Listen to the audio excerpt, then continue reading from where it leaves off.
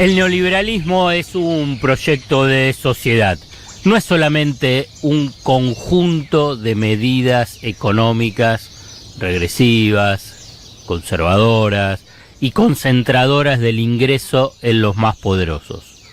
Es importante, muy importante, hacer una caracterización de lo que significa el neoliberalismo en términos amplios, cuando ha fracasado nuevamente en Argentina. Para aclarar, ha fracasado en la capacidad de legitimarse en las urnas después de 4 años de disponer un esquema económico que lo identifica. Destaco que es relevante precisar de qué se trata, porque para que la consigna "nunca más neoliberalismo" sea algo más que una bandera de la campaña electoral y para que se transforme en una estrategia de construcción colectiva para acorralar ese proyecto de una minoría. El neoliberalismo a esta altura, luego de un despliegue de por lo menos 4 décadas en América Latina y por lo tanto en Argentina, no es, escucha bien, no es solamente un compendio de medidas económicas, el denominado Consenso de Washington, sino que es, además de ese basamento económico, es fundamentalmente la intervención sobre la subjetividad de la población. Y reitero, el neoliberalismo no es solo el aspecto económico, sino que también se expresa en una faceta política, social y cultural de la sociedad. Es la definición de un listado de lugares comunes conservadores, desde la meritocracia hasta el individualismo, pasando por el desprecio a los políticos y la estigmatización a quienes piensan diferente, la xenofobia y la violencia simbólica y en los hechos, la violencia a grupos sociales vulnerados. El nunca más al neoliberalismo es un postulado político, necesario para tomar conciencia de la imprescindible tarea que se debe emprender, pero hay que saber que se trata de una disputa que será casi permanente. Ganar una elección no entierra el neoliberalismo. Escucha bien. Ganar una elección no entierra el neoliberalismo. Solo se le gana a una expresión política electoral del neoliberalismo. Al neoliberalismo se lo acorrala cuando empieza a crecer una conciencia social mayoritaria que triunfa en las urnas, pero también lo hace en la construcción del sentido común en la sociedad. Y esto es una misión mucho más compleja y difícil que el diseño de una campaña electoral. Es una tarea de mediano y largo plazo que, obviamente, requiere de una condición necesaria que es la de tener la hegemonía política. Pero no es suficiente para sentenciar nunca más al neoliberalismo. Una amplia alianza política, económica, social y cultural constituye la base inicial para definir el espacio necesario para iniciar esa tarea. Pero después es fundamental comenzar a incorporar contenido a esa alianza para establecer límites al neoliberalismo, que obviamente se empezará a preparar para regresar al poder político. Será una disputa permanente. El triunfo en las urnas es solo el primer paso. Después queda un largo y complicado sendero a transitar. Y en ese camino se verá la capacidad de generar consensos y una hegemonía política y cultural sólida para arrinconar a la fuerza del neoliberalismo. Y entonces sí, se estará en condiciones de declamar nunca más al neoliberalismo. En esa tarea de construcción de una subjetividad solidaria y colectiva dominante en la sociedad, misión para nada sencilla, resulta un buen aporte en nuestro consejo de cada sábado. No tengas miedo, no siempre se choca andando a contramano. Futurock. Cuando te pregunten a vos, ¿cómo te llamas? Tiago, cuando te pregunten tus hijos, en algunas décadas, pues sos muy joven, ¿dónde estabas, papá? En octubre del 2019. A upa de mamá, vos le vas a decir: ¡Escucho!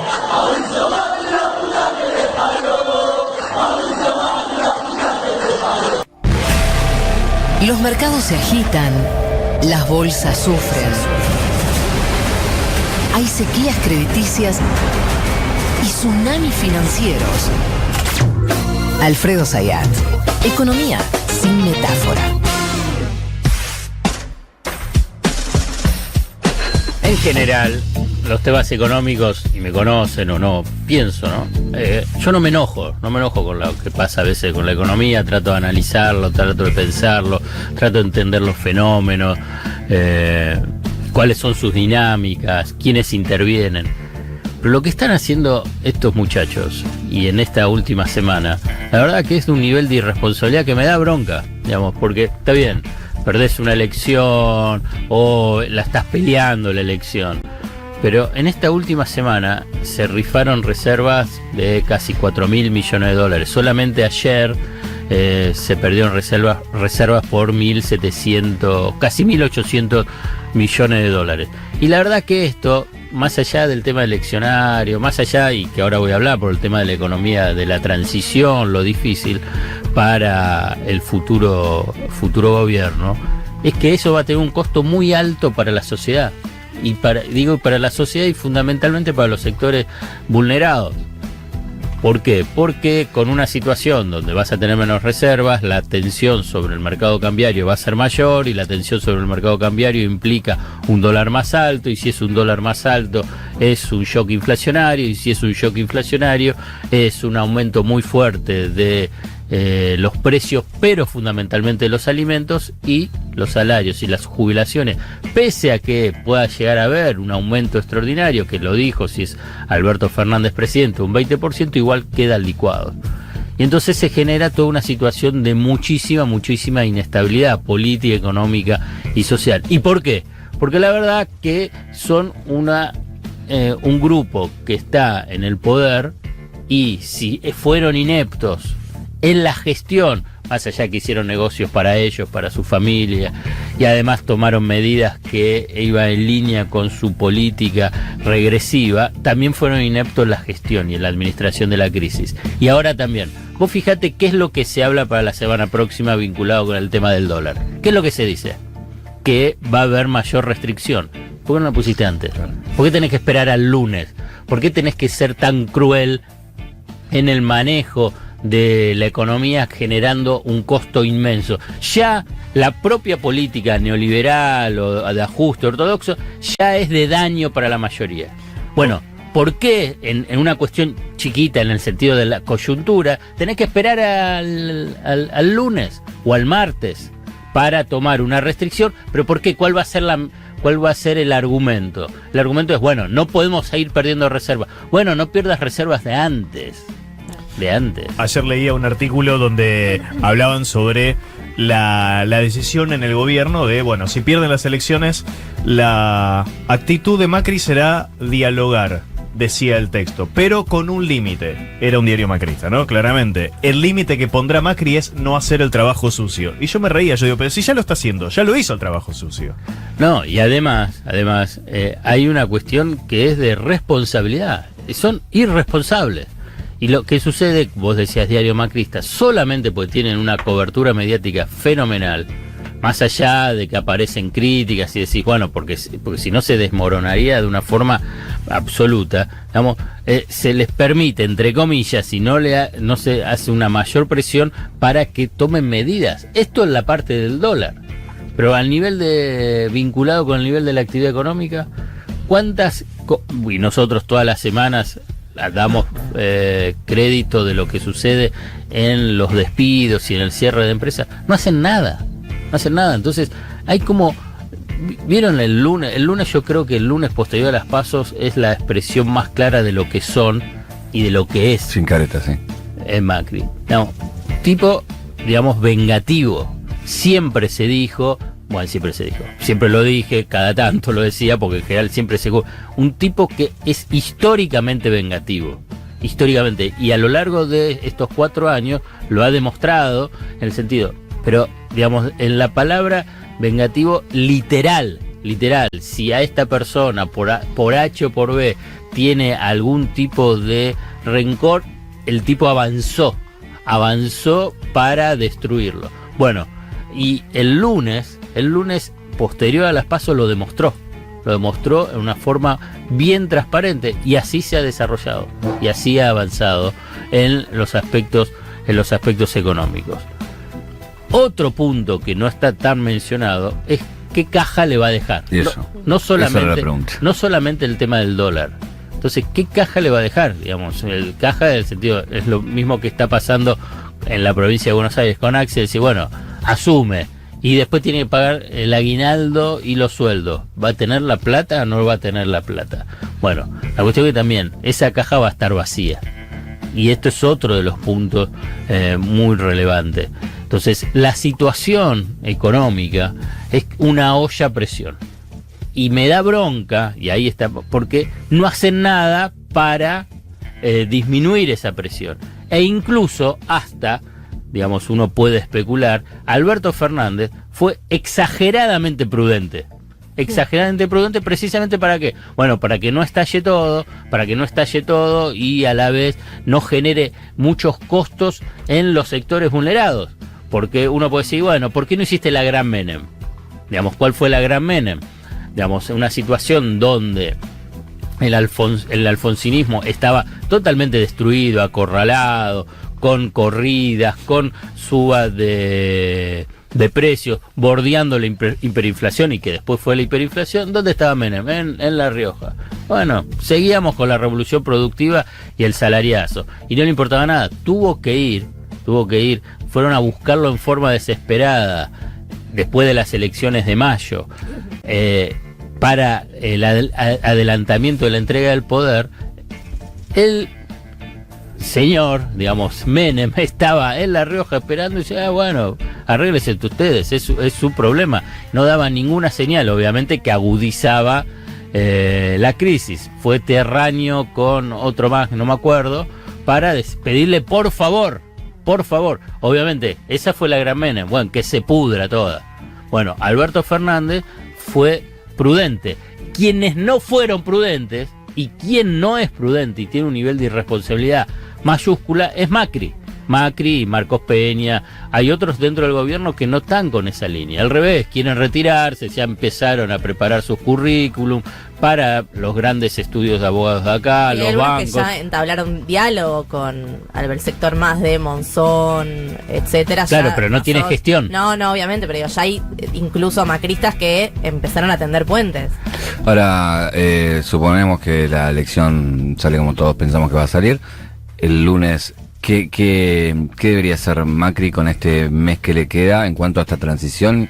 Y Alberto, ¿qué debería hacer? Si se sienta, no se sienta, hablan, no hablan. No, tiene que haber una transición, sí, tiene que hablar. No sé si tienen que hablar ellos dos, pero claramente tiene que tener racionalidad, digamos. Si no, hoy lo que vos tenés es un vacío de poder. Nadie lo dice de esa forma, pero es un vacío de poder. Porque si vos tenés un presidente que ya va a dejar de ser, nadie le atiende, nadie le acerca el café. Claro. Esa es la realidad.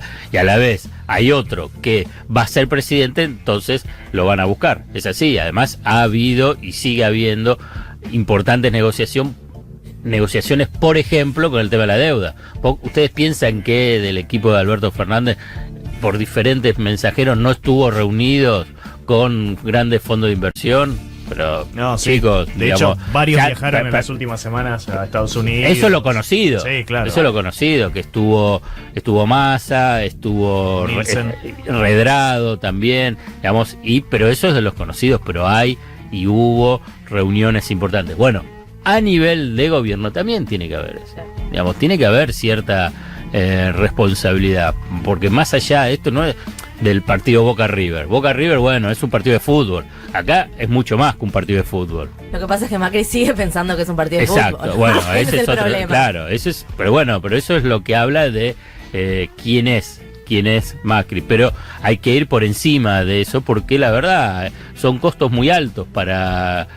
hay gente que está sufriendo, y la está sufriendo, digamos, no solamente, bueno, no me alcanza la guita, y si agudizás la situación va a ser peor. Lo que también a mí me llama la atención es como en estas últimas 2 semanas, también este rol del presidente, es que hizo campaña, fue un candidato en campaña, pero lo peor que hizo campaña por el 2023, ni siquiera hizo por el 19.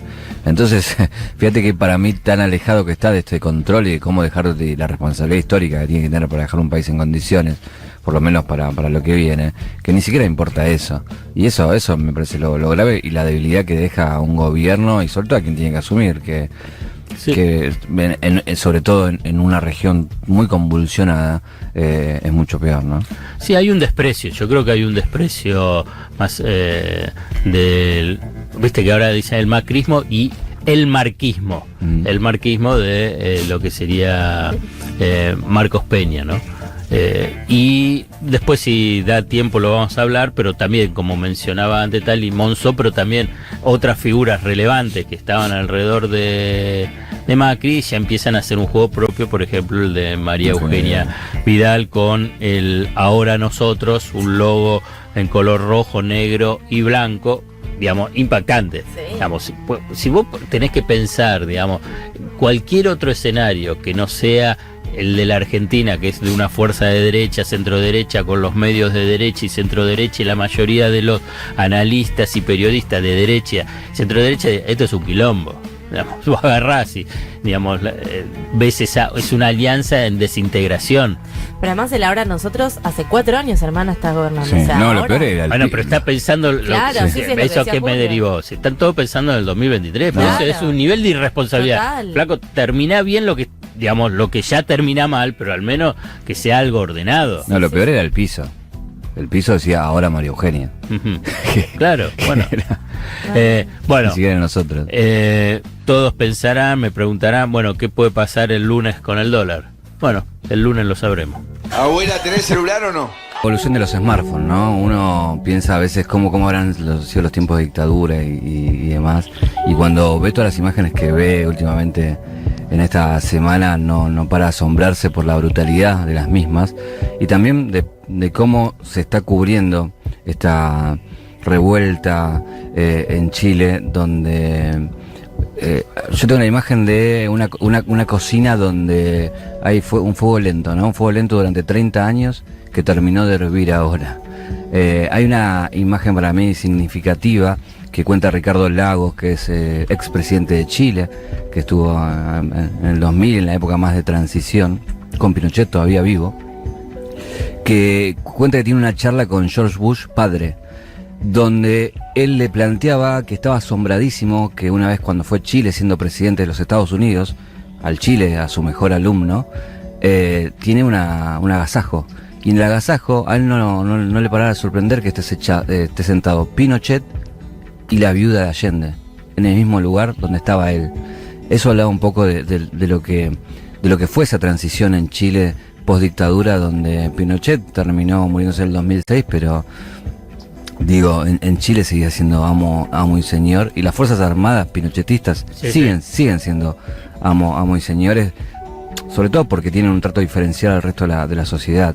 En el día de ayer se realizó la marcha más grande, así llamada, en Chile, donde se juntaron 1.200.000 chilenos, donde alrededor de 70 organizaciones sociales y sindicales acompañaron esa marcha, que terminó obviamente en represión como todas las que vienen siendo, y obviamente con otro toque de queda como vienen siendo todas estas noches, y con un saldo a esta altura de 19 muertos, 528 heridos y 2.840 detenidos.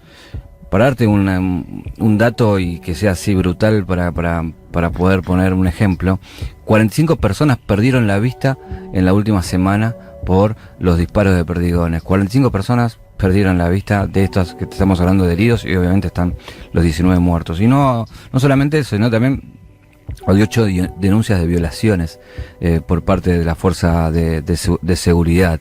En el por qué no podemos poner a analizar juntos, digo, seguramente vos, Alfred, tendrás un montón también de por qué pasa esto, ¿no? En esto que arrancó con el boleto del metro, de estos famosos 30 pesos, que terminó siendo el 30% del sueldo en transporte de los hogares más pobres, y esa frase que dice no son 30 pesos, son 30 años, donde justamente viene a hablar de las desigualdades de uno de los países más desiguales de América Latina, donde está dentro de los 15 países más desiguales, donde justamente hay un nivel de renta de uno rico y el nivel de desigualdad de uno pobre. Entonces, en ese contraste, los extremos se van muy lejos, ¿no?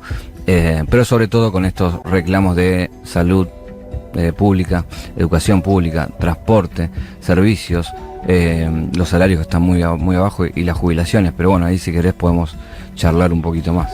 No, hay una cuestión que es impactante en Chile. Siempre fue un pueblo que se movilizó, e incluso también hay sectores sindicales muy fuertes, los mineros, y siempre una represión muy fuerte, histórica, y también con lo de la dictadura.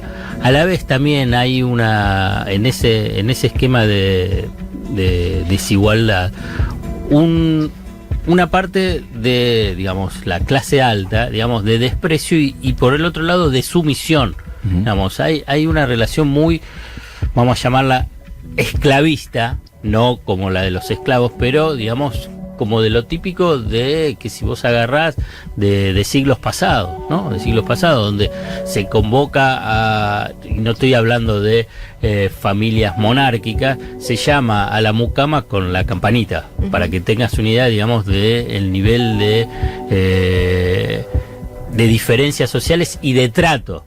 Entonces, cuando sale el pueblo, digamos, a la calle, como sale ahora, digamos, la clase alta, digamos, primero se atemoriza, pero a la vez quiere esa represión, y entonces es convalidada.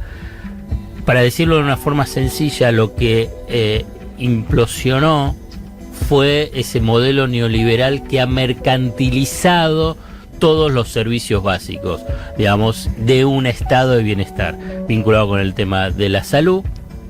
La salud está privatizada, la educación está privatizada, servicios públicos, el agua hay que pagarla, la vivienda, el acceso a la vivienda es casi prohibitivo, y son familias que están sobreendeudadas. Sobreendeudadas, ¿por qué? Porque tienen que pagar la salud, porque tienen que pagar la educación, porque tienen que pagar todos los servicios públicos, vivienda y la pobreza. Entonces llega un momento que con niveles de ingresos muy bajos, y a partir de ahí con un poquito más, que dice, bueno, pero si son apenas 30 pesos. No es apenas 30 pesos. Esos apenas 30 pesos hace que no te alcance más la guita. Y entonces pases a estar en situación no de pobreza, sino de desesperación. Y el último dato que quiero decir para tratar de alejar confusiones o engaños vinculado con la pobreza. El discurso conservador, el discurso pro Chile, ¿qué es lo que te dicen? Tienen un nivel de pobreza más bajo que la Argentina. Bueno, a ver, para que te quede claro, eso es falso. A ver por qué, voy a hacerlo de una forma sencilla. Primero, que no podés comparar canastas de consumo diferentes, porque son diferentes cómo se mide la pobreza. ¿Cómo es que se mide la pobreza? Vos ponés en una canasta diferentes bienes y servicios y tienen un valor. Bueno, para que sean idénticas tienen que ser iguales esas canastas, pues si no vos estás midiendo peras y manzanas. Bueno, en Chile la canasta para medir la pobreza es menos exigente que la nueva de la Argentina. Entonces por eso en Argentina es del 30%, entonces en Chile te dice, no, es del 10%, es muy baja. Entonces vos fijate, igual en Chile con el modelo neoliberal y todo lo que ustedes dicen, tienen menos pobreza argentina. Es falso, escuchá bien, es falso. Hay un sociólogo, Daniel Steinhardt, hizo para hacerlo equivalente. Entonces midió la pobreza en Chile con la canasta argentina y hoy son idénticas al nivel de pobreza. Ahora bien, pero el nivel de desigualdad en Chile es mucho más alto. Entonces la situación chilena en términos sociales es un desastre. Hay dos o tres cosas con respecto a lo que decías. Una que tiene que ver con lo que hablabas de cómo veía la clase alta a la clase baja. Creo que no hay ejemplo más brutal que el de la primera dama, cuando dice la invasión alienígena, exacto, cuando habla de ese tema. El aluvión zoológico. Exactamente. Hay un documental muy bueno que no recuerdo el nombre, ahora tendría que buscarlo, pero es sobre Allende y sobre los momentos previos a que es derrocado Allende, y mostraba lo que decía la gente, obviamente clase media, clase alta, que quería que Allende se fuera del poder. Y si vos ves esos testimonios, Es lo que escuchás ahora en toda Latinoamérica sobre varios gobiernos llamados populistas. Es un discurso casi idéntico. Hay un punto, y después seguís, que es importante. Es importante, y vos lo mencionabas a nivel de lo que es la Constitución, lo que es Pinochet, que hubo alternancia en el poder, pero la verdad que el socialismo o la concertación democrática no avanzó en modificar de raíz o cuestiones estructurales, y se armó una plutocracia, digamos, una clase política alejada de los intereses populares, tanto por el socialismo o por el lado de la derecha.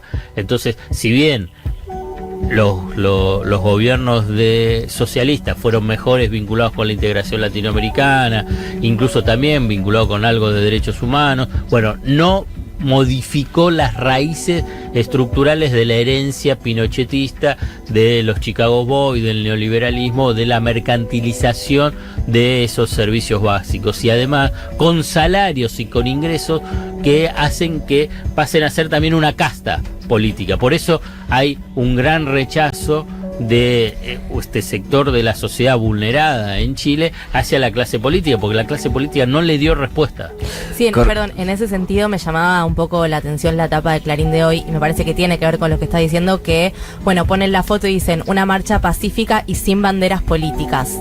Primero, que es mentira, y segundo, que tiene que ver con justamente esto, con que hay una clase política que rechaza, o sea, el pueblo, digamos, rechaza la clase política. En ese sentido, digamos, quieren instalar, ¿no?, desde los medios esta cosa como apolítica, claro, pero no analizan justamente esto, esta plutocracia. Hay varios temas con respecto a eso. Primero, también en que aquellos emergentes que salieron de las luchas estudiantiles de hace pocos años, como Camila Vallejos, tampoco pudieron cambiar desde dentro del sistema político, porque han logrado cargos y demás. Otro tema justamente tiene que ver con la estigmatización de las protestas. Los medios, sobre todo desde el Mercurio, el diario de derecha más importante de Chile, y la televisión, retrata todas estas manifestaciones como violentas, como vandalismo, y justamente la estigmatizan. Por eso estamos hablando de la revolución también de los smartphones, porque la gente empezó a informarse desde los WhatsApp hasta las redes sociales, que también las redes sociales banearon, como se dice, y no te dejaban ver muchas imágenes. Inclusive aquí en la Argentina veíamos que muchas de las imágenes de Chile decían imágenes bloqueadas o imágenes sensibles. Eso por un lado. Otra cosa tiene que ver con lo que veníamos hablando de que sobrevuela toda la charla, del tema de Pinochet. Chile todavía no logró cambiar su constitución, que viene de la época de Pinochet. Y en esto que hablabas de la casta política, la casta militar, digamos, justamente todo aquello que está pidiendo el pueblo chileno, lo tiene los militares. Los militares tienen seguridad social distinta al resto de la población. Es una seguridad social muy parecida a la nuestra, en todo caso, y también lo que tienen es una caja distinta, porque tienen un porcentaje de la empresa estatal de cobre. Exactamente. Entonces les llega un montón de dinero que nadie controla y no tiene un control, porque justamente tienen privilegios que heredaron de la dictadura y que todavía conservan, y que son muchos de los cuales privilegios, digo, que estamos hablando de educación y de salud gratuita que tenemos aquí. De jubilación también. Y de jubilación, que justamente los mismos que están pegando, te están pegando porque vos estás luchando por lo que ellos tienen. Claro. Como metáfora de esa lucha. Era impactante los videos de las movilizaciones cuando los manifestantes encaraban a los carabineros y le decían: su familia seguramente esté acá con ustedes, digamos, a la gente que ustedes están reprimiendo también es su familia, ¿no? Como esa distancia también me pareció como muy impactante. ¿Qué es lo que viene? Bueno, esperar cómo se desencadenan los hechos, que obviamente no se sabe muy bien, pero sí, en principio lo que va a pasar es que la ONU va a investigar, que justamente quien está como alta comisionada de derechos humanos de la ONU es Bachelet, esta metáfora también de Chile, donde Bachelet dijo que no va a ir, pero va a tratar de encontrar soluciones para abordar todos estos problemas, y con dos temas muy importantes que tiene que afrontar Chile en noviembre, que son dos cumbres muy grandes que va a tener. Una es la PEC, Foro Comercial de Asia-Pacífico, donde van a estar los presidentes de China y de Estados Unidos, en el lugar más caliente hoy de América, y otro es una cumbre que se llama COP25 sobre cambio climático, que bueno, hay que ver si se dan en este momento con este conflicto, y justamente por eso están, repartiendo como están repartiendo. Y el 23 de noviembre la final de la Copa De la Copa Libertadores. Libertadores también. Que la ratificaron, pero hay que ver. Hay que cómo ver, sigue hay que ver. evolucionando. Así que es una gran incógnita y un gran enigma lo que va a pasar en estos días en Chile.